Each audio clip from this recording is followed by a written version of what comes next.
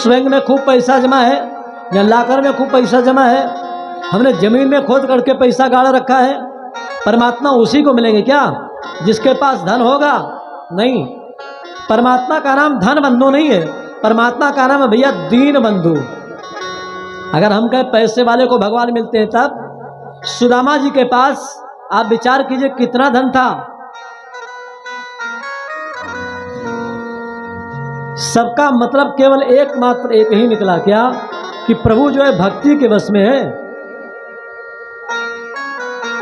जिस व्यक्ति के अंदर भक्ति हो, गुणवान, रूपवान, ऐश्वर्यवान, धनवान, पहलवान, संस्कारवान, जिस किसी व्यक्ति के अंदर भक्ति हो जाए ना, परमात्मा उस कच्ची रज्जू धागे में बंधा हुआ भागता हुआ चला आता है। किसके कारण? भक्ति के कारण। भक्त्या तुष्यत केवलम नचगुणई भक्ति प्रियो माधवा।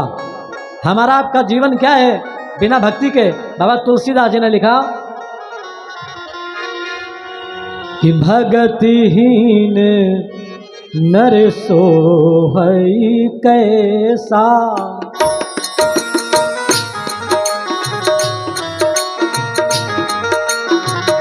भगतिहीन नर सोहई कैसा, भगतिहीन कैसा, जल बिन बारिश देखिए जैसा।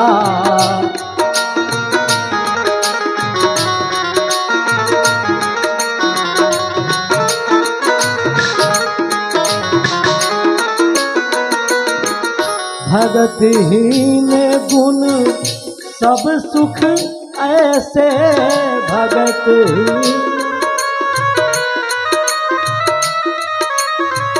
भगतहीन गुण सब सुख ऐसे, लवण बिना बहु व्यंजन जैसे, लवण बिना बहु व्यंजन जैसे।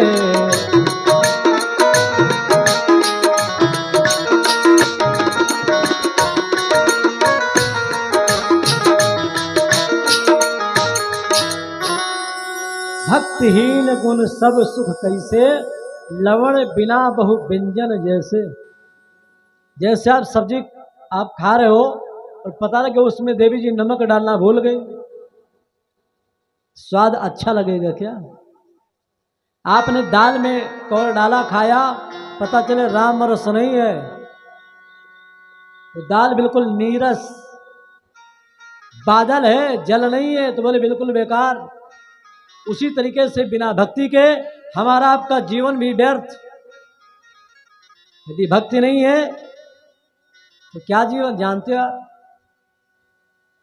भगति बिन बैल बिराने हुई हो। भक्ति के बिना दूसरे घर के जाके बैल बनोगे क्या? आप तब भक्ति करोगे क्या? कब? जब चारि पांव सिर श्रृंग गुंग मुख, तब कैसे गुण गई हो। तब आप भजन कर पाओगे क्या? जंगल जाने की उम्र किसकी थी? पिताजी की, उत्तानपाद की। गए कौन? ध्रुव जी महाराज, 5 वर्ष के बालक। तो प्रभु मिल गए उनको। उत्तानपाद का अर्थ क्या होता है? उत्तानपाद माने जिसके पैर ऊपर की ओर हो। और उत्तानपाद कोई यहाँ की कथा नहीं है भागवत की। उत्तानपाद का मतलब है कि हम और आप, क्योंकि हमारे यहाँ पर बतलाया गया है जिस समय पर ये जीव माता के पेट में होता है ना, उधर में, तो प्रत्येक व्यक्ति के पैर ऊपर की ओर होते हैं और सिर नीचे की ओर होता है। और यदि कहीं गर्भ उलट जाए ना, तब प्राणों पर बनाती। हम आप सभी लोग जिस समय पर माँ के घर में थे तो सबके पैर ऊपर होते हैं और सिर नीचे की ओर होता है। यही है राजा उत्तानपाद। बड़ी रानी सुनीति कौन? बोले जो सुंदर नीति पर चले। लेकिन नीति किसी को अच्छी लगती है क्या? ये कोई राजा की कहानी नहीं है, ये हमारे आपके जीवन की कहानी है। सुरुचि जो छोटी रानी वो प्रिय है, अच्छा, हमको भी आपको सुरुचि अच्छी लगती। रुचि माने अपने मन। बहुत से लोग हमको ऐसे मिलते हैं तो कहते हैं महाराज जी हम सुनते तो सबकी हैं लेकिन करते हम अपने मन की हैं। अच्छा, मैं आपसे निवेदन करूं, आप अपने मन की कर सकते हो क्या? नहीं कर सकते। क्यों? आप किसी हलवाई की दुकान पर जाकर के पहुंचो, बढ़िया छेना रसगुल्ला चमचम बनी हुई रखी है, आप उस रसगुल्ले को उठाओ और उठा करके आप खा लो। उसके बाद हलवाई तुमसे कहे भैया पेमेंट पैसा, आपको तो पैसा किस बात की? हमारे मन ने कहा, हमने खा लिया। तो फिर कुछ हलवाई का भी तो मन करेगा, नहीं करेगा? तो वहाँ क्यों हलवाई का ही मन नहीं करेगा, वहाँ जितने लोग आस पास होंगे ना सबका मन करेगा, क्योंकि बहती गंगा में सभी लोग हाथ धोते हैं। अपने मन का किया हुआ, क्योंकि मन बहुत चंचल है। गीता में भगवान कृष्ण कन्हैया बल्लाव के भैया आनंद के छैया कृष्ण कन्हैया कहते हैं अर्जुन चंचलम ही मना कृष्ण वायो रिव सुदुष्करम। मन को रोकना बहुत मुश्किल काम है। एक बार हवा को तो रोका जा सकता है लेकिन मन को किसी प्रकार से रोका नहीं जा सकता। क्या करो आप, गंगा जी की बहती हुई धारा को क्या आप रोक सकते हो क्या? नहीं, रोक तो नहीं सकते, लेकिन हम उस धारा को परिवर्तित जरूर कर सकते हैं, किसी दूसरी ओर मोड़ दें। जो हमारा आपका मन इस संसार में लगा हुआ है ना, हम अपने उस मन को उस परम पिता परमात्मा से जोड़ दें तो बस कल्याण हो जाए हमारा आपका। किसी ने जोड़ा, जी हाँ, बाबा तुलसीदास जी ने जोड़ा और उन्होंने अपने मन को समझाते हुए एक बात कही कि श्री रामचंद्र कृपालु भजु मन हरण भो भय दारुणम। अय मन तू क्या कर, भगवान श्री राम जी का भजन कर, क्योंकि भव भय हरणम, वो संसार का जो दुख है ना मरने जीने वाला, उसको दूर कर देते हैं। लेकिन मन हमारा आपका लगेगा कब? जब हमारा आपका मन स्वच्छ होगा तब परमात्मा हमारे हृदय में आएंगे। हनुमान जी बन जाओ पवन तनय संकट हरण मंगल मूर्ति रूप, तब श्री राम लखन सीता ते हृदय बसो सुरभूप। लेकिन स्थिति है ये कि हमारा मन ही बहुत गंदा है। और मैं आपसे निवेदन करूं, आपके यहाँ पर कोई मेहमान आवे और यदि आपका आंगन गंदा है ना, आपका चौबारा गंदा है ना, तो मेहमान रुकेगा नहीं, अरे बहुत गंदा घर है, यहाँ रुकना नहीं, चलो बाहर। यदि आंगन गंदा हो तो मेहमान नहीं आते, और यदि आपका मन गंदा हो तो भगवान नहीं आते। तो करो क्या? अपने इस हृदय रूपी आंगन को स्वच्छ करो। लेकिन हमने आंगन नहीं बुहारा, हमने आंगन नहीं बुहारा, तो कैसे आएंगे भगवान, कैसे आएंगे भगवान।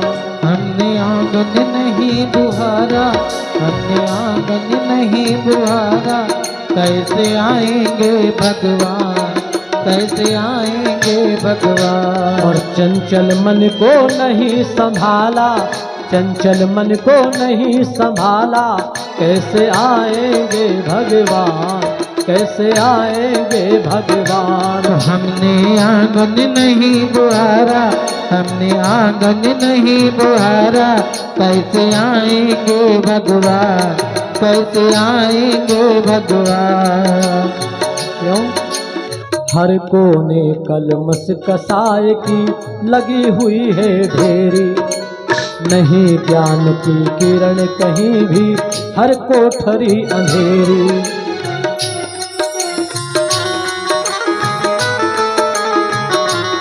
और आंगन चौबारा अंधियारा हो,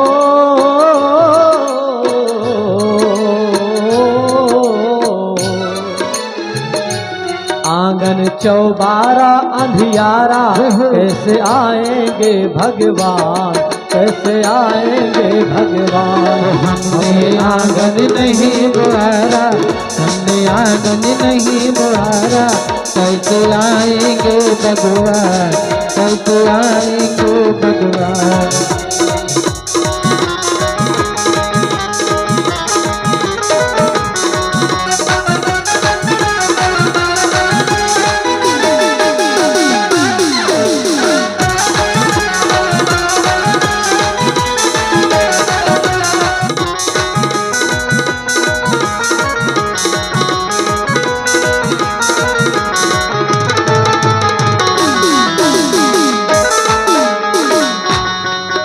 अंतिम बात सुनिए जल्दी से।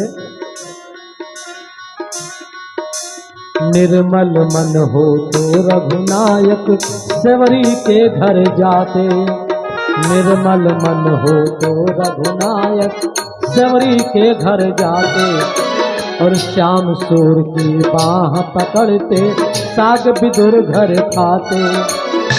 और इस पर हमने नहीं विचारा, इस पर हमने नहीं विचारा, इस पर हमने नहीं विचारा, कैसे आएंगे भगवान, कैसे आएंगे भगवान। हमने आंगन नहीं बुहारा, हमने आंगन नहीं बुहारा, कैसे आएंगे भगवान, कैसे आएंगे भगवान। कैसे आएंगे भगवान, कैसे आएंगे भगवान। आप ध्रुव जी से देखे बन जाओ तो कोई बड़ी उम्र होने की आवश्यकता नहीं। आप 1,00,000 वर्ष तक जियो, 1 करोड़ वर्ष तक जियो, उसका महत्व नहीं है। आपने अपने जीवन के उन क्षणों का उपयोग आपने कैसे किया है, महत्व इस बात का होता है। इन्हीं के बड़े भाई जो हैं, बड़े भाई उत्तानपाद के प्रियव्रत, लेकिन कथा पहले किसकी गाई गई? उत्तानपाद की। क्यों? क्योंकि जिस व्यक्ति के कुल खानदान में यदि कोई व्यक्ति भगवान का भक्त हो जाए ना, तो 21 पीढ़ियों को तार देता है। कुलम पवित्रम जननी कृतार्था वसुंधरा पूर्णवती चतेन। कुल पवित्र हो जाता है भैया। इसलिए ध्रुव जी महाराज के पिताजी उत्तानपाद की पहले कथा कही गई, और जो इनके बड़े भाई है प्रियव्रत, प्रियव्रत की अब कथा हो रही। प्रियव्रत के बारे में वेद व्यास जी ने लिखा, प्रियव्रतो भागवत आत्मा राम कथम मुने गृहे रमतेन्मूल कर्म बंध पराभव।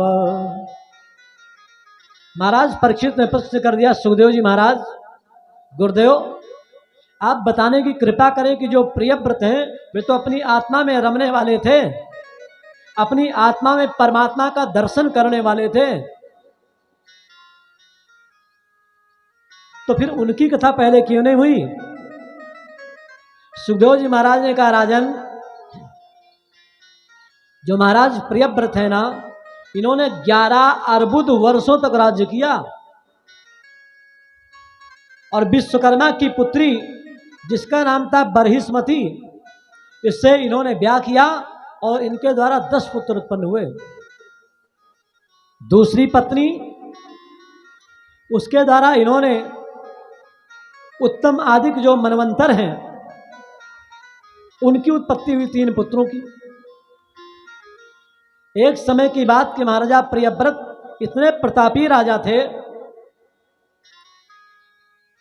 जिससे पर उन्होंने देखा कि भगवान सूर्यदेव अस्त हो गए, दुनिया में अंधकार छा गया, तो महाराजा प्रियव्रत ने अपने ज्योतिर्मय रथ पर सवार हो गए, और ज्योतिर्मय रथ पर सवार होने के बाद उन्होंने पृथ्वी की 7 परिक्रमा किया। परिणाम, उस रथ के चलने से पूरी दुनिया में प्रकाश फैल गया। सोचा अंधकार से लोगों को परेशानी होती है, तो उनका रथ निरंतर चलता ही रहा और पूरी दुनिया में प्रकाश फैल गया। लोग परेशान, जान ही ना पावे कि रात है कि दिन। तो ब्रह्मा जी महाराज इनके पास आए और प्रजापति ब्रह्मा जी ने कहा, राजन आप क्या कर रहे हो? बोले मैं तो प्राणियों को सुख देने का कार्य कर रहा हूं। क्योंकि अंधकार है। अरे ब्रह्मा जी ने कहा भैया सुनो, मैंने रात इसलिए बनाई है कि व्यक्ति दिन भर काम करे, लेकिन कम से कम जाकर के व्यक्ति रात को शयन करे, विश्राम करे। 7-8 घंटे जब सो जाएगा तो व्यक्ति फिर से चार्ज हो जाएगा और फिर से व्यक्ति कार्य करने के लिए सक्षम हो जाएगा। और आपने दिन कर दिया तो व्यक्ति जब रातों दिन काम करेगा, विश्राम करेगा ही नहीं, तो उसका परिणाम क्या निकलेगा। तब ब्रह्मा जी के कहने पर प्रियव्रत ने अपने रथ को रोका, लेकिन रथ के चलने के कारण जो उन्होंने 7 परिक्रमा लगाई थी ना, 7 परिक्रमा लगाने के कारण इस धरती के 7 खंड हो गए, सप्तद्वीप बन गए। और जहां पर रथ चला ना, इतना गहरा स्थान बन गया ना कि वहां पर 7 समुद्र बन गए। इतने प्रतापी राजा थे। जो आप 7 समुद्र देख रहे हो ना, कहीं पर दूध का समुद्र है, कहीं पर दही का समुद्र है, कहीं पर ईख गन्ने के रस का समुद्र है, कहीं पर अमृत का समुद्र है, कहीं पर मट्ठे का समुद्र है, कहीं पर क्षीर का समुद्र है, कहीं पर नीर का समुद्र है। सब प्रियव्रत महाराज की देन है। इन्हीं के वंश में आग्नेय के पुत्र हुए नाभि, और नाभि के मेरु देवी से इन्होंने भगवान ऋषभ देव जी का जन्म हुआ। ऋषभ देव जी कौन? एक बार की बात की देवराज इंद्र ने वर्षा नहीं किया, 100 वर्षों तक प्राणी परेशान हो गए, तो भगवान ऋषभ देव जी ने कृत्रिम बादल बना करके जल की वर्षा कर दिया पूरे संसार में। और जब जल की वर्षा कर दिया, देवराज इंद्र को पता लगा, आ गए ऋषभ देव जी के चरणों में गिर पड़े। क्योंकि हमारा देश जो है ना, यतियों का देश और सतियों का देश।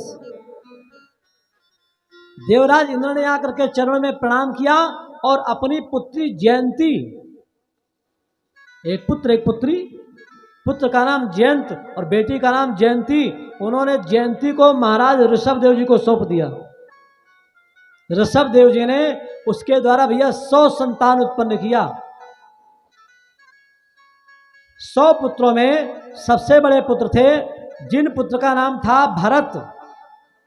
उन्हीं भरत के कारण हमारे अपने इस देश का नाम पड़ा भारतवर्ष।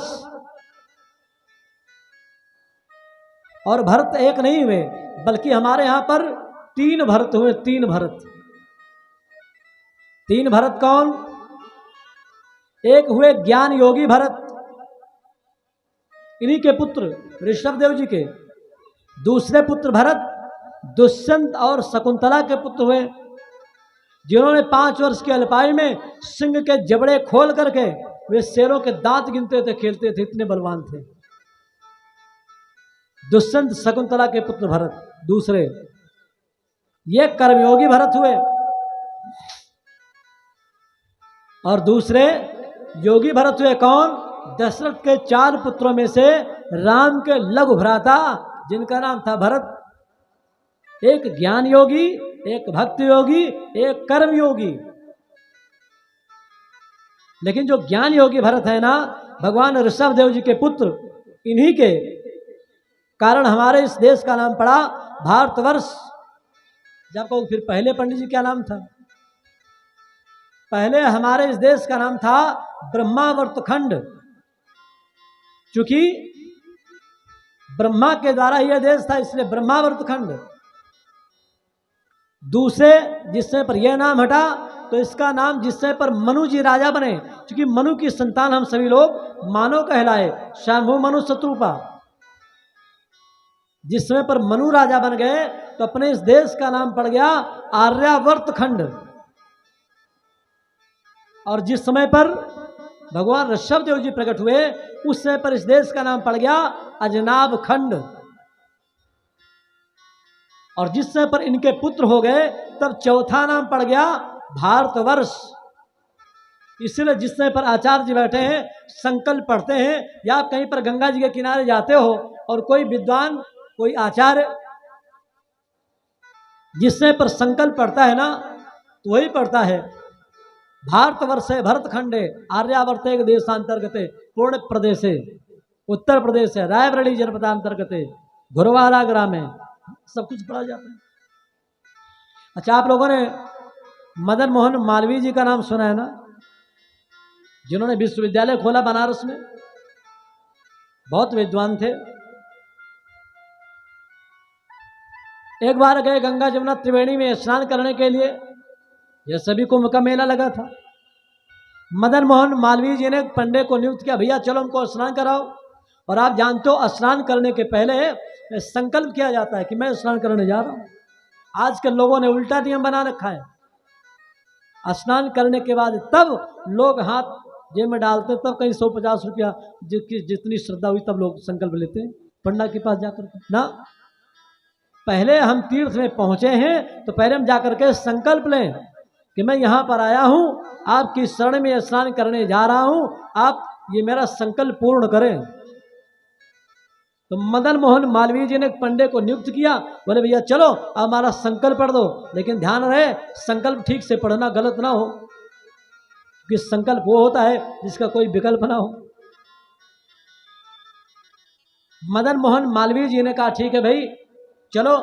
अब एक पंडे को लेकर के पहुंचे, पंडा जी गए, बोले भाई संकल्प पढ़ो, लेकिन पहले एक बात बताओ, जहां का आप संकल्प पढ़ने जा रहे हो यहाँ का नाम ये क्या है, कि इसको क्या कहते हैं? अरे उसने कहा आप हमसे पूछ रहे, आप इतने विद्वान होने के बाद? बोले हाँ बताओ आप इसको क्या कहते हैं? अरे उसने कहा इसको तो त्रिवेणी कहते हैं, यहाँ पर 3 धारा है, गंगा जमुना सरस्वती की। बोले त्रिवेणी का मतलब क्या होता है, जरा आप हमको ये बताओ। मदन मोहन मालवीय जी ने पूछा। पंडे ने कहा मदन मोहन जी, ये एक आप इधर से देख रहे हो धारा आ रही है, इसका नाम है गंगा भागीरथी। दूसरी इधर से जो आप नीली नीली धारा देख रहे हो ना, ये है जमुना जी की। बोले और तीसरी धारा? बोले तीसरी धारा जो सरस्वती है ना, सरस्वती तो लुप्त है, सरस्वती लुप्त है। तो मदन मोहन मालवीय जी ने कहा जब यहाँ पर सरस्वती ही लुप्त है तो यहाँ संकल्प भरा कैसे शुद्ध हो सकता है? इसलिए पंडा जी आप संकल्प मत पढ़ो, संकल्प हम ही पढ़ देंगे, दक्षिणा आप ले लो। इतने सुंदर। तो हमारा अपने इस देश का नाम भारतवर्ष पड़ा, इन्होंने अपने पुत्र को राज्य दे दिया, और राज्य देने के बाद एक समय की बात, घूमते घूमते घूमते घूमते आ गए और अपने पुत्रों को उपदेश देना शुरू कर दिया। देखो भाई सबसे बड़ी बात यही है, पिता को चाहिए कि अपने पुत्र को सदुपदेश करे। इन्होंने उपदेश दिया, नायम देहो देह भाजाम नृलोके कष्टान कामान नरहति ने विष्णुभ्यो तपो दिव्यम पुत्र कायेन सत्वम शुद्धे दिस्माद ब्रह्म सौख्यम तुनंतम। भैया ये जो हमारा शरीर है ना, जो बहुत प्रकार के कष्ट भोगने के बाद हमको 84 लाख योनियां भोगने के बाद प्राप्त हुआ है ना, ये शरीर साधारण नहीं है।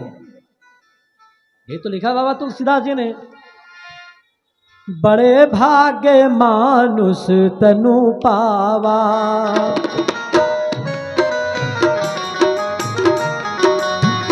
बड़े भाग्य मानुष तनु पावा, सुर दुर्लभ सद ग्रंथन गावा।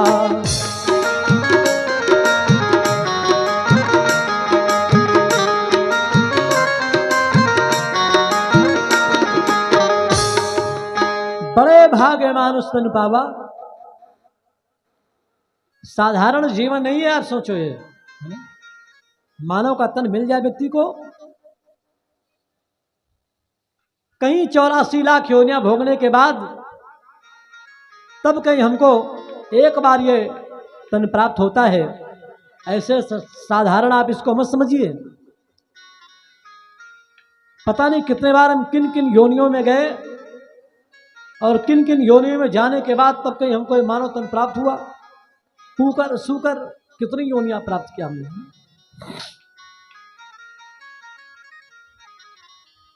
ये मानव तन एक बार मिलता है। 84 लाख योनियां भोगने के बाद जब प्रभु कृपा कर दे तब ये मानव तन एक बार मिलता है। ओ मानो तन एक बार मिलता है। ये मानव तन एक बार मिलता है। मानो तन एक बार मिलता है। करके करार, करके करार, करके करार मिलता है। मानो तन एक बार मिलता है। ओ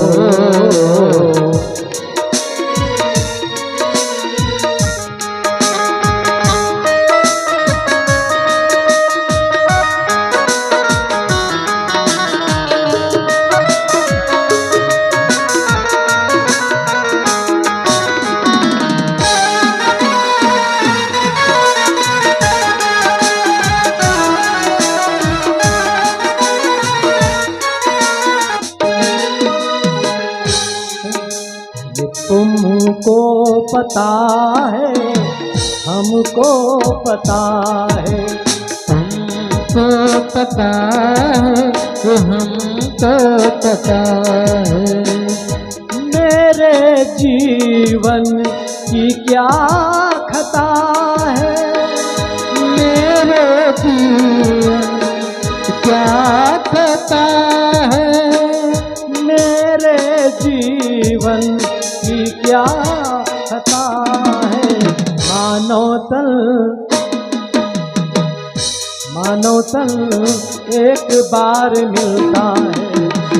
करके एतवार, करके एतवार, करके एतवार मिलता है।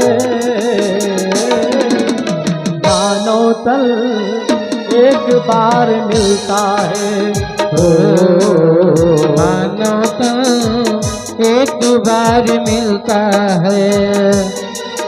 मानव तन एक बार मिलता है मेरे पुत्रों, इसलिए इस जीवन को आप ऐसे व्यर्थ मत गंवा देना। करें क्या? बोले अपने इस तन को प्राप्त करने के बाद आप ईश्वर की प्राप्ति का उपाय करो। वैराग्य शतक में महाराजा भर्तृहरि जी ने लिखा कि भोगा न भुक्त्वा वयमेव भुक्त्वा तपो न तप्तं वयमेव तप्ता कालो न यातो वयमेव याता तृष्णा न जीर्णा वयमेव जीर्णा। देखो भाई, हम सोच रहे हैं कि हम भोग रहे हैं, हम नहीं भोग रहे हैं, बल्कि वो भोग हमको भोग रहे हैं। हम सोच रहे हैं कि हम तपस्या कर रहे हैं, अपने तन को तपा रहे हैं, नहीं, हमारा तन स्वयं तपाया जा रहा है। सब कुछ तो समान है। देखो भाई, आप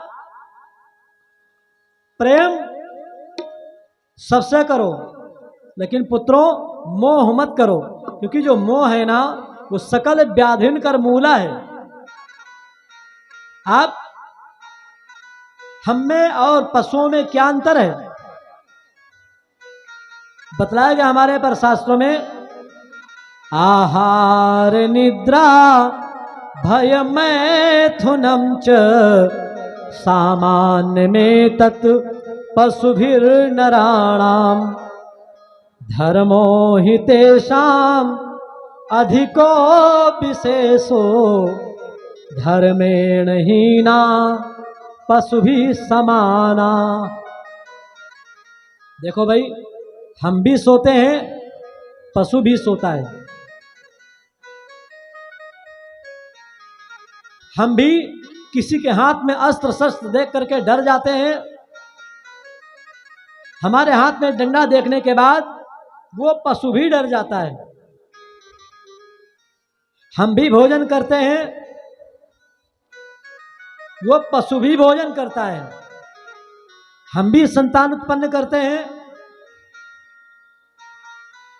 पशु भी संतान उत्पन्न करते हैं। ये सभी कुछ सामान ही है। जिस प्रकार से हम, उसी प्रकार से पशुओं का भी जीवन होता है। और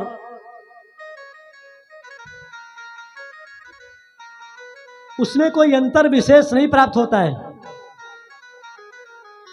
लेकिन एक विशेष अंतर होता है पशुओं में और अपने में। अंतर क्या होता है?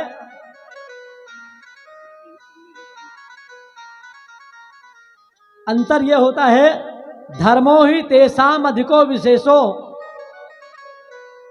धर्मेण हीना पशुवी समाना। हम में और पशुओं में यह एक अंतर होता है कि हमारा आपका जीवन धर्ममय होता है, लेकिन पशुओं के जीवन में धर्म नहीं होता है। पशु जिसके द्वारा उत्पन्न होता है ना, उसी के साथ अपना संबंध बना लेता है। लेकिन हमारे पास धर्म है तो हमें मालूम है कि ये हमारी माता है, ये हमारी बहन है, ये हमारी चाची है, ये हमारी नानी है, ये हमारी काकी है। कौन हमें संबंध बनाने से रोकता है? धर्म। आपसे निवेदन करूं, एक श्रीमान जी जिनके 1 वर्ष का बच्चा था, बच्चा छोड़ करके चले गए सऊदी अरब कमाने के लिए। 10-20 साल बाद लौट करके आए, खूब पैसा कमाया, और पैसा कमाने के बाद जिससे पर रास्ते में आ रहे थे तो एक संत भगवान मिल गए। उन्होंने कहा मैं एक दोहा बेच रहा हूं,